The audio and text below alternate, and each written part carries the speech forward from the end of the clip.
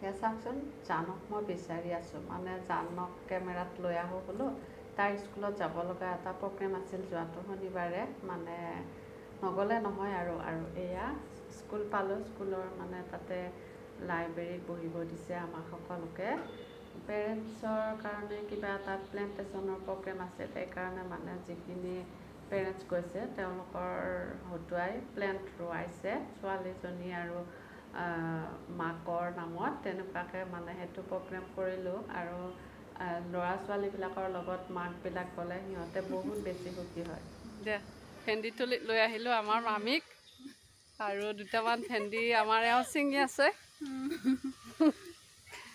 সেয়া। Hello' everyone, কি খবৰ? আমি এতিয়া ঘৰত আহি আছোঁ, কিবা এটা বিশেষ কামৰ কাৰণে আহি আছোঁ। জানৰ স্কুলত গ'লোঁ, তাতে মানে প্ৰায় 2 ঘণ্টামান সময় থাকিল। কিবা প্লেণ্টেশ্যনৰ প্ৰগ্ৰেম আছিল আৰু তাতে সেইখিনি কৰিলোঁ। কৰি উঠাৰ পাছত আমি বাহিৰে বাহিৰে ইয়াতে ঘৰলৈ আহিছোঁ, গাঁৱৰ ঘৰত। ইয়াতে মানে পুখুৰীৰ মাছ 2-4টা মৰিছিল, সেইকাৰণে ভাবিছোঁ কিবা এটা উপায় কৰি থৈ দিওঁ, সেইকাৰণে মানে আহিছোঁ। আৰু এওঁ এতিয়া দোকানত গৈছে, এটা ঘিউৰ বটল আনিব গৈছে আৰু মাটি চাকি 2টা। চাই থাকিব মোৰ ভ্লগটো। মই ভ্লগটো আজিৰ দিনটো অলপ কিবা কিবি আপোনালোকৰ লগত শ্বেয়াৰ কৰি যাই থাকিম, গতিকে চাব। কেনে লাগে জনাব আকৌ। আৰু এয়া চাওকচোন, সংস্কৃত শব্দ আছে, য'ত অপায় আছে তাত উপায়ো আছে। আৰু এয়া মাছবিলাক মৰি থকাৰ কাৰণে ভাবিছোঁ কোনোবাই বোলে ক'লে ওচৰতে মানে পুখুৰীটোৰ পাৰত ঘিউ চাকি এটা ধুনীয়াকৈ ফল এটাৰে দিব লাগে। আৰু তেনেকুৱাকৈ আমি শনিবাৰে গৈছোঁ আৰু তাতে ঘিউ চাকি আৰু ফল এটা দি দিছোঁ।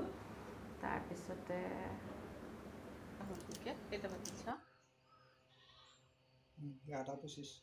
চাহ 12টাই হ'ল। চাকিখন দিওঁ, দি উঠাৰ পাছতহে ভাত পানী খোৱা লোৱা, চাহ তাহ খোৱা লোৱাৰ ব্যৱস্থা কৰিম। আৰু ইয়াতে অলপ সময় বহিছোঁ, ফেনৰ তলতে বহিছোঁ বাৰু।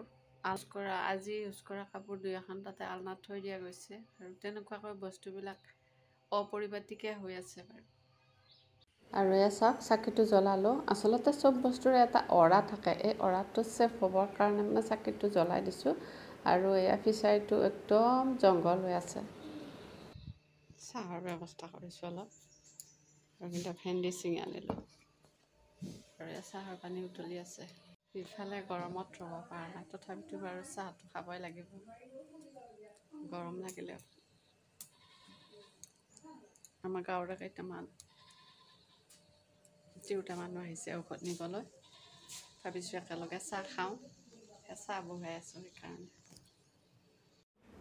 চাওক, গাঁৱত মানে চবৰে খেতি পথাৰ থাকে, আৰু খেতি পথাৰ থাকিলে মানে আমাৰ মহিলাখিনিয়ে কেতিয়াবা কিবা 2-এটা সাধাৰণ বেমাৰ হৈ থাকিলে সেইবিলাক আৰু কৈ নাথাকে। আৰু যোৱাকালি বোলে সিহঁতৰ খেতি বাতিৰ পৰা পূৰা উঠিছে, মানে খেতি শেষ হৈছে, সেইকাৰণে মানে সিহঁতে বেমাৰ দেখুৱাব আহিছে। আমাৰ এওঁ যোৱা গম পাই পেলাই মানে 3জনীমান লগ হৈ একেলগে আহিছে। ভাবিছোঁ একেলগে চাহখিনি খাওঁ, মোৰো মনটো ভাল লাগিব, কথা বতৰাও পতা হ'ব। সেই থকা সময়খিনি এনজয় কৰিলোঁ।